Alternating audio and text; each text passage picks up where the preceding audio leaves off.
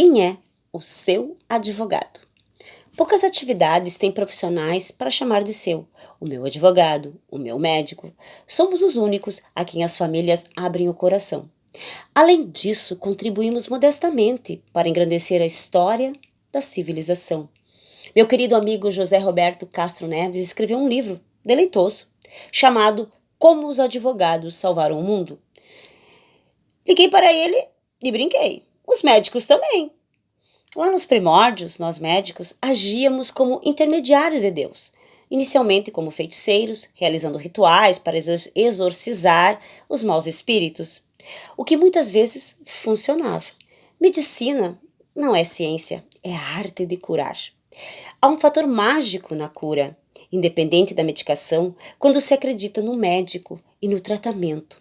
Hipócrates, pai da medicina, tentou organizar e racionalizar os sintomas e as doenças, deixando um tratado de condutas médicas que formou sua emblemática obra Corpus Hippocraticum, onde reforçava a razão esvaziando o misticismo. Antes que seus conceitos fossem plenamente difundidos e aceitos, a Igreja Católica dominou o mundo e os sacerdotes e os dogmas ocuparam o seu lugar.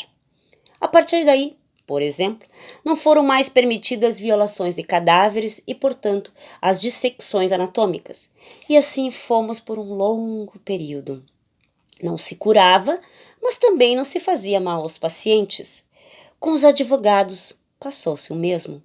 O direito romano também foi negligenciado no período do obscurantismo, das monarquias absolutistas e da Inquisição.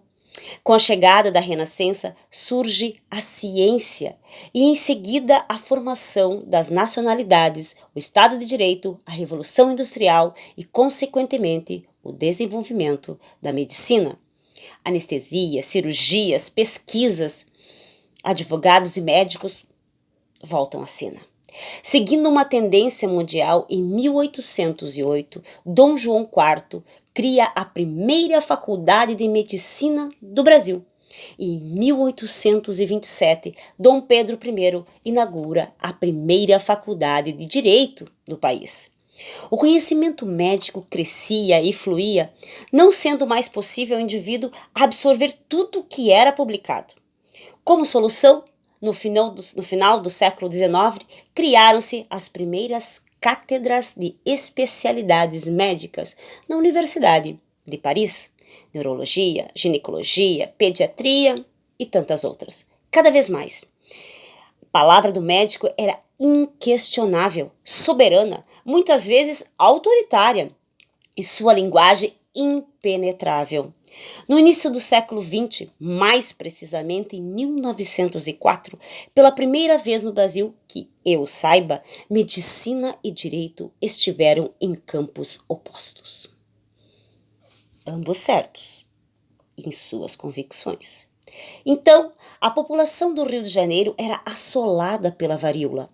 E diante de um alto índice de desinformação, o sanitarista Oswaldo Cruz recomendou ao presidente Rodrigues Alves a vacinação obrigatória. O Senado rejeitou o pedido, apoiado por veementes discursos do eminente advogado e senador Rui Barbosa, alegando o direito do indivíduo. A oposição politizou o assunto, que era exclusivamente técnico, insuflou a população contra a medida, resultando numa insurreição popular e militar, com atos de vandalismo e quebra-quebra e pelas ruas da cidade que resultaram em mais de 30 mortos, obrigando o governo a recuar. Pela primeira vez, os médicos eram confrontados com o direito individual dos cidadãos, em última instância dos pacientes. O episódio ficou conhecido como a Revolta da Vacina. Ambos estavam certos.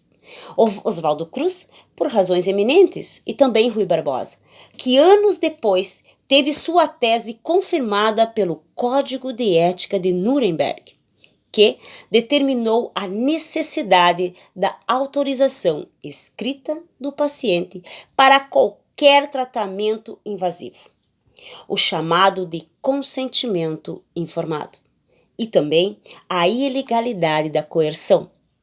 Lembrei-me disso em função do que estamos vivendo agora, com o confinamento obrigatório, que em alguns países vem sendo feito de forma extremada, com a ajuda de força policial.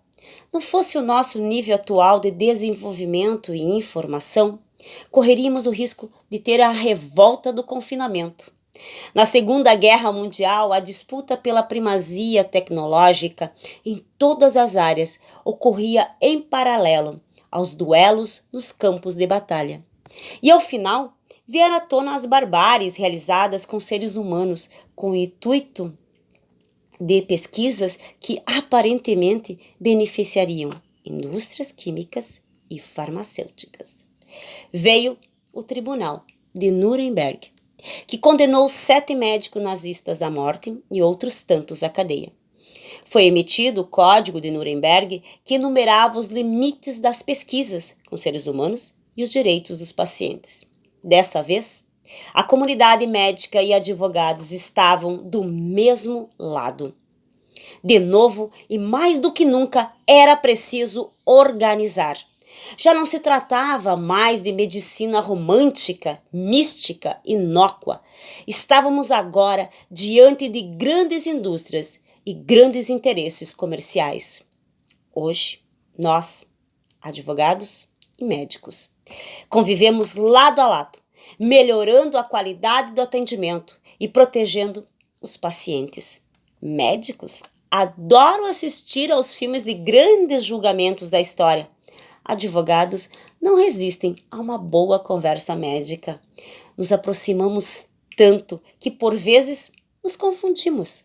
Atualmente, convivemos com a judicialização da medicina, o que muitas vezes implica no juiz ser quase parte da equipe médica.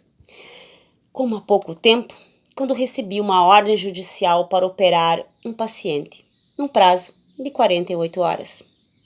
Um caso que, a meu ver, não tinha indicação cirúrgica. Achei que a melhor solução seria, ao juiz, colega, por meio de um extenso relatório técnico neurológico, justificando minha posição contrária e assim evitando o fazer o mal ao paciente e, ao mesmo tempo, não sofrer as agruras da lei. Não podemos viver sem vocês e vice-versa. O melhor dos mundos, portanto, é ter um médico e um advogado para a família, não necessariamente nesta ordem.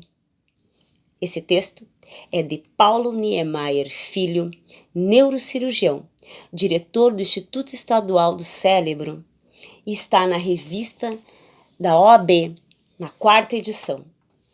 Parabéns a todos os colegas, advogados e médicos que lutam tanto pela melhoria da população brasileira e mundial.